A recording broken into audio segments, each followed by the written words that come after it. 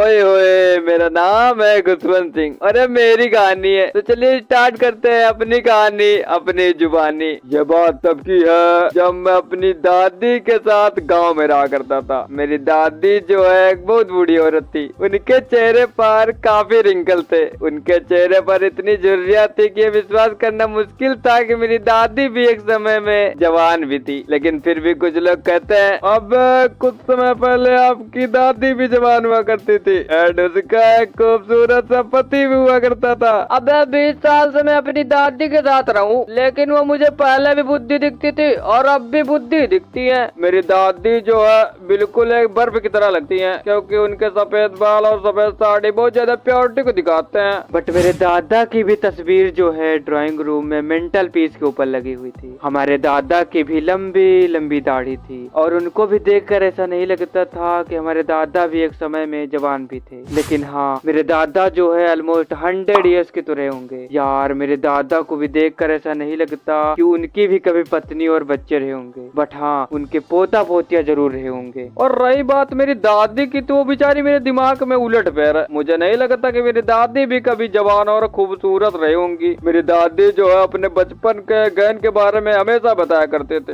अरे मैं भी कभी जवान हुआ करते थे और मैंने भी अपने बचपन में से बहुत सारे गेम खेले हैं। लेकिन जब भी मेरी दादी ये सभी बातें बताती तो मुझे ऐसा लगता कि मैं कोई कहानी सुन रहा हूँ, जो कि मेरी दादी मुझे अक्सर सुनाया करती। मेरी दादी जो है हल्की सी छोटी, हल्की सी मोटी और उनका कुबड़ जो है हल्का सा झुका हुआ करता था। यार मुझे नहीं पता कि मेरी दादी भी कभी प्रेटी थी भी कि नहीं, लेकिन हाँ, वो मन की बहुत साफ थी। मेरी दादी जो है दिल की बहुत खूबसूरत थी। मेरी दादी को पूजा पाठ करना बहुत शौक था। मतलब वो जो है कि हमेशा प्रार्थना किया करती थी। उनके ओठ हमेशा भजन गाया करते थे।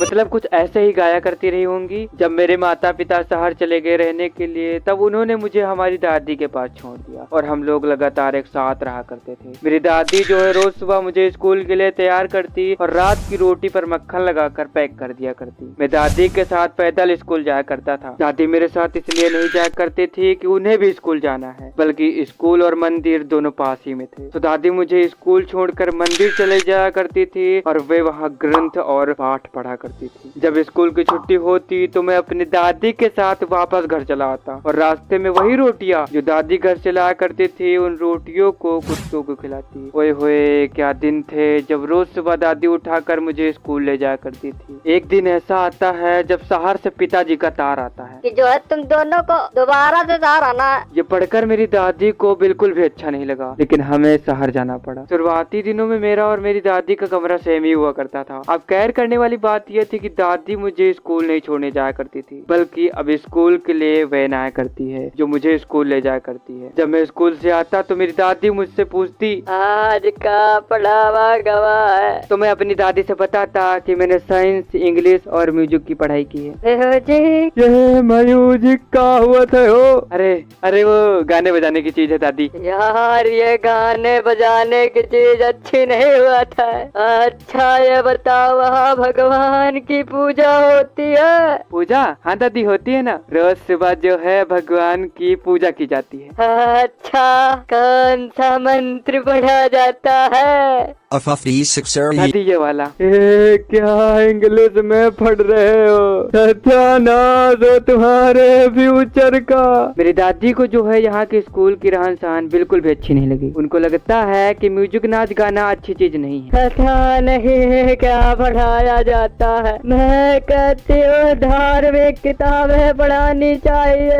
कुछ दिन बाद हमारी जिंदगी में एक और नया पड़ाव आता है, जब मैं हायर एजुकेशन में पढ़ने के लिए गया। जब मैं हायर एजुकेशन में पढ़ रहा था तो हमारा और हमारी दादी का कमरा अलग हो चुका था। अब हमारी दादी मुझसे बात नहीं किया करती थी, मतलब अब हमारी बातें दादी से कम हुआ करती थी। लेकिन अब दादी ने एक और नया चीज ढूंढ लिया था अपने आप को खुश करने के लिए। हाँ, मेरी दादी जो है अब रोज सुबह कबूतरों को खाना खिलाया करती है। दादी को वो कबूतर इतने प्यारे हो गए थे कि वे दादी के आसपास आकर बैठ जाया करते थे। कोई दादी के कंधे पर, कोई दादी के सिर पर, कोई कहाँ। दादी जो है कबूतर कबूतरों के साथ बहुत खुश रहा करती हैं और दिन भर अपने कमरे में चरखा चलाया करती हैं। यहाँ तक तो ठीक था, लेकिन कुछ दिन बाद फिर से मेरे जीवन में एक और नया पड़ाव आता है, जब मुझे आगे की पढ़ाई करने के लिए विदेश जाना पड़ा। मुझे आज भी वो दिन याद है जब हमारी दादी मुझे स्टेशन तक छोड़ने के लिए आई थी। मुझे लगा कि मेरी दादी रोएंगी, पर वो चुप रही। वो चुपचाप मेरे को एक हग करती है, मुझे एक किस करती है और बिना कुछ कहे मुझे अलविदा कर देती है। यार मुझे पूरा विश्वास है कि जब मैं 5 साल बाद वापस आऊंगा तो मेरी दादी जो है बचेंगी नहीं। हाँ, वो तब तक वो जो है कि मर चुकी होंगी। लेकिन जब मैं अपनी पढ़ाई वढ़ाई खत्म करके 5 साल बाद वापस आता हूँ तो मेरी दादी जो है स्टेशन पर मुझे लेने के लिए आई और वो वैसी की वैसी ही अभी भी दिख रही हैं। जो मानो बचपन से लेकर आज मैं यूनिवर्सिटी की पढ़ाई करके वापस आ चुका हूँ, लेकिन मेरी दादी के चेहरे पर कोई बदलाव नहीं आया। मेरी दादी जो है मुझे दोबारा से हक करती है और कुछ कहती नहीं है। लेकिन घर पर जाने के बाद मेरी दादी आसपास के महिलाओं को बुला लेती हैं और शाम को भजन कीर्तन चलते हैं, भगवान के गीत गाए जाते हैं। मेरी आने की खुशी में दादी इतना ज्यादा एक्साइटेड हो जाती है कि वो बीमार पड़ जाती हैं। हाँ, दादी मुझसे इतना प्यार करती थी कि वो बीमार पड़ जाती है। चलो दादी डॉक्टर को दिखा देते हैं। नहीं, इसकी कोई आवश्यकता नहीं है, हमारा अंतिम समय आ चुका है। कुछ भी मत करो, मुझे अकेला छोड़ दो और मंत्र पढ़ने दो। दादी जो है अपनी माला को कंटिन्यू जपती रहती है। हम लोग दादी के कमरे में दादी के पास बैठे हुए थे और दादी चुपचाप माला को जपे जा रही थी। तभी दादी का माला जपना अचानक से रुक जाता है और वो माला जमीन पर गिर जाता है और मेरी प्यारी प्यारी दादी मर जाती है। जब दादी की डेड बॉडी बरामदे में रखी हुई थी तो हजारों की संख्या में कबूतर उनके आसपास आकर बैठ जाते हैं। मेरी माँ कहती है, मुझे लगता है कि ये कबूतर कुछ खाने आए हैं। और मेरी माँ उन कबूतरों को रोटियां फेंकती हैं, लेकिन वे कबूतर कुछ नहीं खाते हैं। अब गेस करने वाली बात यह है कि जो पक्षी कभी चहचहाया करते थे आज वे सभी बिल्कुल शांत हैं। जब दादी की डेड बॉडी को उठा जाता है, ले जाया जाता है, तो वे सभी कबूतर वहाँ से चले जाते हैं और मेरी प्यारी दादी चली जाती है और मेरी बचपन की दोस्ती समाप्त हो जाती है। तो लेट्स गाइड वीडियो खत्म, भागो यहाँ से। तो इसे कहते हैं दोस्ती, ना कि किसे कहते हैं दोस्ती। तो कमेंट में आप सभी बताइएगा। तो मैं ठहरा भिखारी, तो लाइक वाइक कर देना। Okay, bye bye.